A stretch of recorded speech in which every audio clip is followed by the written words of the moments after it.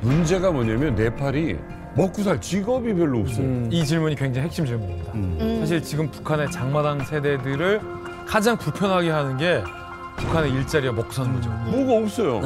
먹고 사는 문제가 해결이 안 됐을 때는 뒤집어질 수 있다는 겁니다. 그렇죠. 그래서 사실은 네팔 청년들이 네팔 안에서는 방법이 없는 거예요. 맞아. 그래서 네팔 밖으로 눈을 돌리기 시작합니다.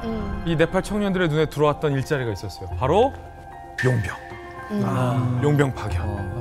해외의 분쟁 지역이나 전쟁 지역에 용병의 명찰을 달고 파병하는 겁니다. 그런데 놀랍게도 이 대목에서 북한과의 연계점이 또 하나 떠오릅니다. 이 네팔 청년들이 어디로 용병을 갈게요?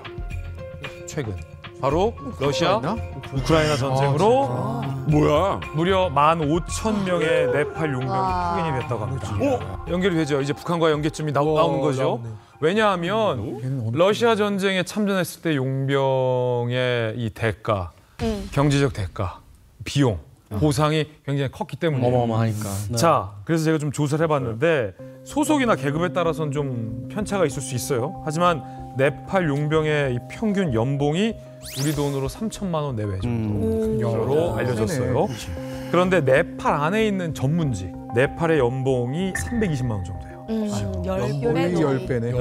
한 달 월급은 우리 돈으로 26만 원 정도. 네팔 전문직이 연에 320만 원 버는데 연봉을 파견되게 되면 10배가 뻥 튀는 거예요. 그러니까 3천만 원 정도 안팎을 용병으로 가면 받을 수 있기 때문에 그렇기 때문에 15,000명 상당한 숫자거든요. 그렇죠. 그러네요. 특정 국가에서 특정 국민들로 이루어진 용병이 15,000명 사이즈가 된다는 건 이건 굉장히 큰 숫자거든요. 그래서 목숨 걸고라도 너도 나도 용병이 되려고 했던 거죠. 죽을 수도 있는데. 북한이랑 투영이 될 수밖에 없다. 당연하죠.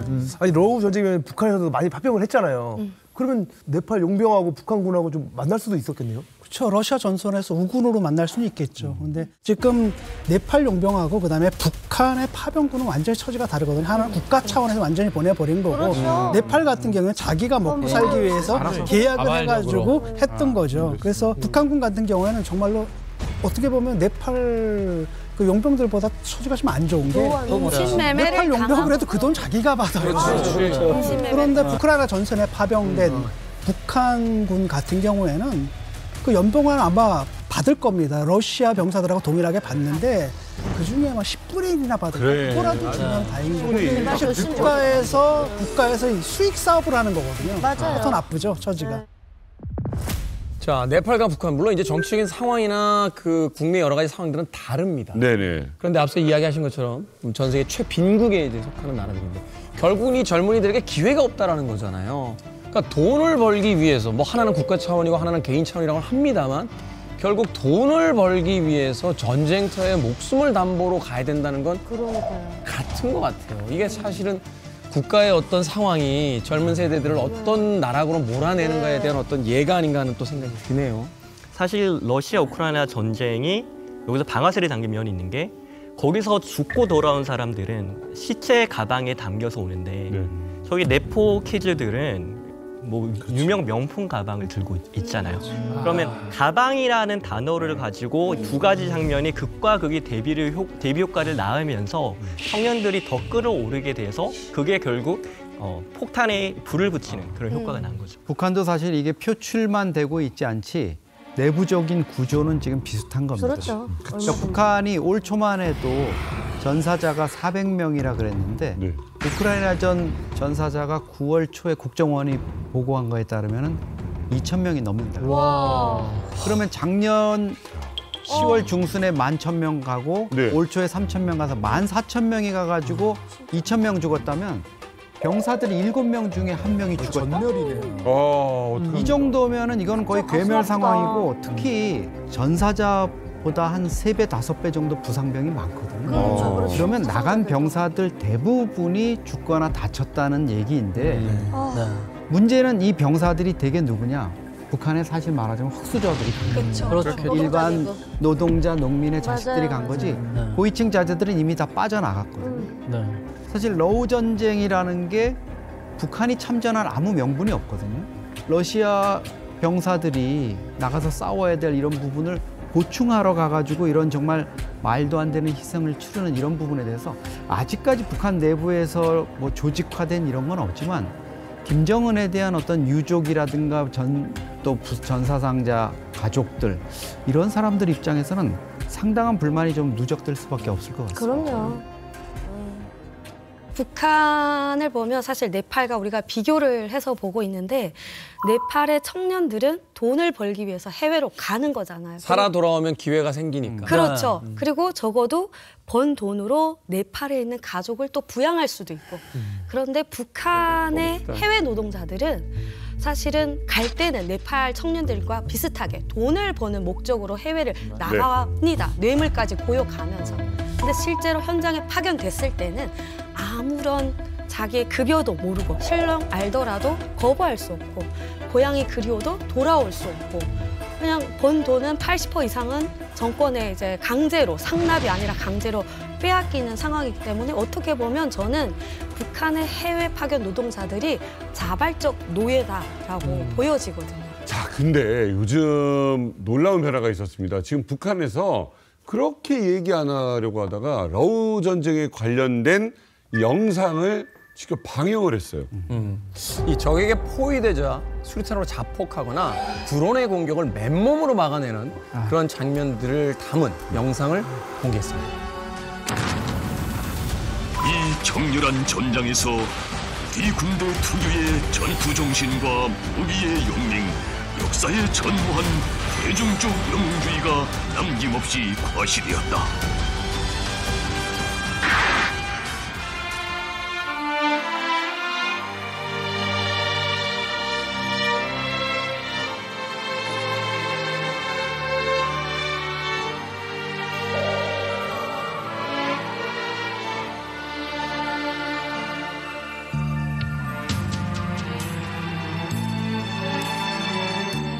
김정은이 두 차례나 8월 달에 훈장 수여식이라는 형태로 해가지고 주민들의 불만을 좀 누르는 이런 행사들을 했는데요. 제일 이 영상 중에서 또 안타까웠던 거는 보급이 끊기고 이래가지고 다 죽어가고 탄환도 떨어져가지고 죽어가는데 그 와중에 굵은 천에 쌓인 뭐를 보면서 병사들이 참호 속에서 울부짖는 모습이 나와요. 뭔가 봤더니 김정은 초상화를 꺼내 들고 마지막 순간에 울부짖는 모습들. 이거는 정말 군국주의 시절 일본의 가미가제식으로 세뇌가 되지 않은 상태라면 있을 수 없는. 독일 히틀러 시대에도 비슷한 시도가 있었거든요. 한나 라이치라는 여성 비행사가 가미가제처럼 자살 특공대를 하나 만들자라고 얘기를 했는데 히틀러가 거부해요. 그래서 뭐라 그러냐면 독일의 병사들은 살아서 적군과 싸울 권리가 있다라고 하면서 히틀러마저 거부했던 그런 관행이 지금 이루어지고 있는 거죠. 막히네.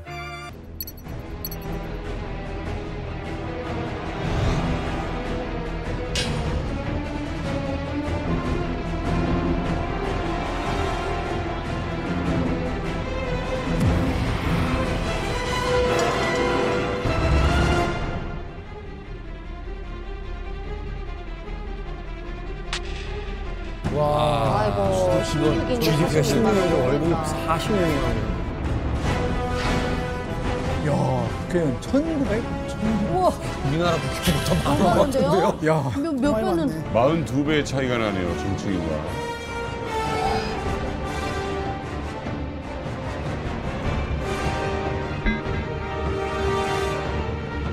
Beberapa kebijakan DPR RI termasuk besaran tunjangan anggota DPR dan juga moratorium kunjungan kerja ke luar negeri. 이런 걸 북한에서 좀 벌 수 있으면 참 좋을 텐데. 다 아는 거지 주변에서 이런 일이 일어나는 거. 북한은 모르니까.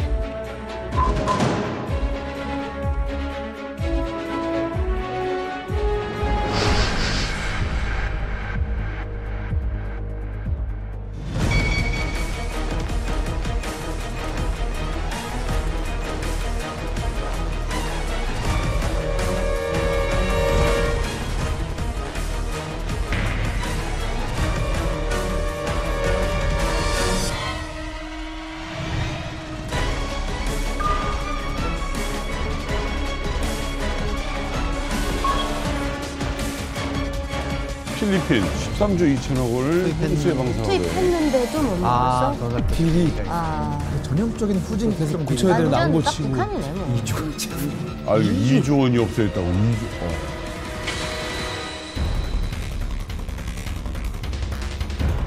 So I'm starting with my absolute favorite item from my collection. This is the Chanel Mini Rectangular Flap in Pearl Crush in my favorite color. 전형적인 졸부야, 졸부. 정말 눈꼬리 쏘네요. 진짜. 아.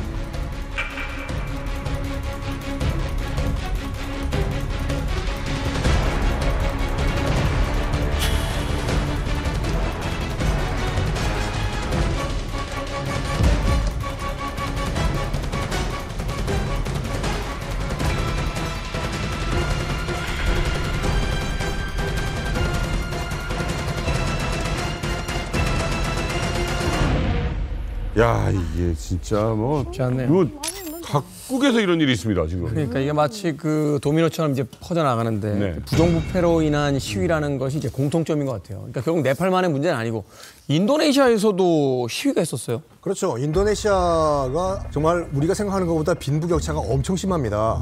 그리고 그 대부분의 이제 민중 봉기가 이렇게 시작해요.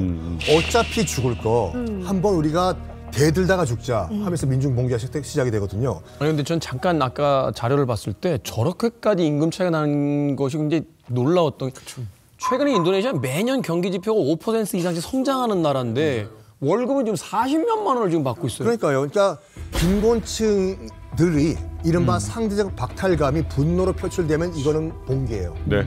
인도네시아 같은 경우에는 지금 시위의 그 발화점이 뭐였냐면 인도네시아 하원 의원 580명이 이제 주택 수당으로 이제 한 달에 한화 약 420만 원을 받는다는 거가 알려졌어요. 한 달에요. 세상에. 이건 월급 제외예요. 월급 제외 약간 그 보너스 개념으로 이제 420만 원을 더 받는다 이건데. 그러니까 월급이 1,900만 원. 인도네시아 같은 경우에는 그 법정 최저 임금이 46만 원이니까 와. 뭐 굉장히 높지 않습니까?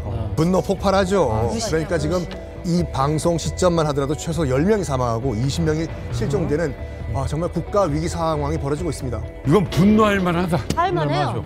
우리가 지금 봤죠. 인도네시아 얘기 지금 썬킹 교수님이 들었고 앞에 우리 네팔 얘기 들었죠. 이게 이 동남아 인근 국가들에게 퍼지게 됩니다. 그래서 필리핀 청년들 그리고 동티모르에 있는 청년들도 특권층의 부정부패에 공개적으로 분노를 시위와 폭동이라는 형식으로 표출하기 시작합니다. 그러면 네팔, 인도네시아 그리고 동티모르, 필리핀 이 점점점 불길이 번지는 형국이에요. 특히 동남아의 최빈국으로 꼽히는 이 동티모르 같은 경우는 인구 141만 명 중 빈곤층 비율이 무려 40%입니다. 야, 인구 나라의 절반이 빈곤층. 자, 이게 얼마나 심각하냐면 동티모르 국민들의 1인당 평균 연봉이 우리 돈으로 400만 원 정도. 연봉. 월 35만 원 수준이에요. 그런데 국회의원들, 동티모르 국회의원들의 연봉이 5천만 원, 월급이 420만 원이에요. 그러면 이렇게 되죠. 국회의원 한 사람의 월급이 동티모르 국민들의 연봉보다 높은 상황인 거예요. 10배가 넘네요. 그러니까 사실은 이 동티모르 청년들이 분노하지 않을 수가 없는 상황이죠. 뭐 큰 그림에서 보면 코로나19의 영향도 제법 있거든요. 인도를 대상으로 한 논문을 보면 코로나 이후에 평균적으로 경제는 회복이 되는데 교육 못 받은 사람들이나 가난한 사람들은 오히려 노동시장에 퇴출되고 회복을 오히려 못하고 있는 게 나와요. 그러면 어느 계층이 어려울까를 볼 때 사실 연령으로 보면 청년들이거든요. 그러니까 전 세계적으로 경제 회복은 이루어졌지만 청년들은 여전히 어려워지고 있고 그리고 남아시아 같은 경우에는 청년 실업률과 평균 실업률이 한 2배에서 2배, 뭐 3배 정도 차이를 나기도 합니다. 그럼 젊은 사람들이 이전 세대에 비해서 사실 정보도 많이 가지고 있고 배우기도 더 많이 배웠는데 자신은 여전히 더 힘들고 어렵다는 걸 깨닫게 되는 거죠. 거기에 대한 불만도 굉장히 많아지고 있고요. 그 2010년 말에 발생했던 그 아랍의 봄 같은 경우에는 구심점이 없어가지고 실패를 했어요. 구심점. 그 네팔 그 지금 청년 같은 경우에는 서로 소통을 하면서 이제 하나의 목소리를 만들 수 있는 뭔가 필요했겠죠. 근데 그 방식이 좀 달라졌습니다. 뭐냐면은 네팔 청년들이 이제 디스코드라는 그 통신 서비스라기보다는 어떤 매체를 활용을 하고 있어요. 디스코드라고 혹시 들어보셨나요? 네. 디스코드가 뭐냐면은 PC방에 가서 우리가 저기 뭐 게임 같은 거 할 때 뭐 헤드폰 같은 거 뒤집어 쓰잖아요. 뭐 대화하는 거. 야 뒤에 수류탄 쳐. 야 수류탄 던져, 수류탄 던져. 예. 야 거기야. 예전에는 우리가 채팅을 했어요. 채팅하면 늦잖아요. 하다 보면 무단 죽어 있어. 그러다 보니까 게임을 하면서 바로바로 내가 그 소통할 수 있는 간단하게 음성 서비스가 디스코드거든요. 써가지고 MZ들이 익숙한. 그렇죠. 이거를 뭐 페이스북도 막아버리고 다 막아버렸다. 좋다. 그러면은 이건 안 막았어요. 네팔 정부가. 그러면 이쪽으로 디스코드 들어와라. 어차피 무료니까 이쪽을 통해 가지고 한번 우리가 소통을 해보자. 그리고 여기는 누가 디스코드에 누가 무슨 말하는지 몰라요. 그 내 개인정보 안 올려도 되니까. 이 디스코드 안에서 지금 구심점을 만들고 있는 여론 형성. 이게 파급력이 얼마나 컸냐면 시위 전까지만 해도 회원수가 2,000명밖에 안 됐거든요. 그런데 시위 직후에는 4만 명, 그리고 나흘 만에 15만 명으로 회원수가 불어났습니다. 그런데 매우 흥미로운 정치 현상이 여기서 발생하는 게 이미 그 현실 공간에 있는 이 국회는 불타서 없어졌어요. 근데 일종의 이 청년들이 모인 디스코드 안에서 모인 이곳이 온라인상의 어떤 의회 역할을 대신한 거죠. 그래서 이 안에서 네팔 청년들이 토론하고 공청회를 열고 급기야 새로운 총리 투표까지 벌입니다. 그래서 카르키라는 이 여성 전직 이 대법원장을 새로운 임시정부의 총리로 청년들이 선출을 합니다. 추대를 한 거예요? 예, 3,800표로 최다표를 받아서 뽑은 거예요. 선출을 한 거예요. 근데 자기들끼리 그냥 그 안에서. 그렇죠. 이게 인정을 받을 수 있어요. 놀라운 건 네팔 정부가 이 결과를 인정합니다. 그래서 현재 임시정부의 새 총리를 임명을 했는데 이게 얼마나 또 하나의 상징적인 장면이냐면 이 네팔 청년들이 세계 최초로 온라인 공간에서 새로운 이 총리를 뽑았다. 첫 기록을 세우기도 한 거예요. 대단한 거죠. 북한이 두 번째 됐으면 좋겠습니다. 온라인부터 깔아야죠. 인터넷부터. 이게 참 흥미로운 게 뭐냐면 정부가 다른 채널을 다 막아버리는 바람에 남아있는 채널로 전체가 집결하는 형상이 생긴 거예요. 그러니까 실제로 보면 소셜미디어를 다 막은 게 아니라 사실 이전에 법적인 조치를 했어요. 그러니까 네팔에 등록을 하고 네팔 정부가 만들어 놓은 절차를 밟은 SNS만 인정해주겠다. 근데 그 기준에 맞췄던 게 틱톡이었거든요. 틱톡은 살아있으니까 영상이 굉장히 파급력이 있잖아요. 시위 장면들이 영상으로 퍼져가면서 사람들에게 울림이 있었고요.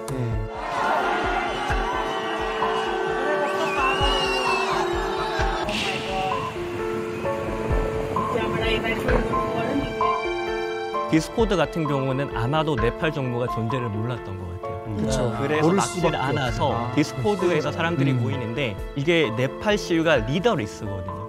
그런 상황이기 때문에 협상 대상도 없고 의견을 모아서 할 수 있는 방법이 없다 보니까 지금 임시적으로 디스코드를 통해서 의사결정이 이루어지고 있는 상황입니다. 이분이 아마도 그 다시 이루어지는 총선까지 아마 상황 관리를 하고 그 이후에 이제 선거를 통해 가지고 구성이 되겠죠.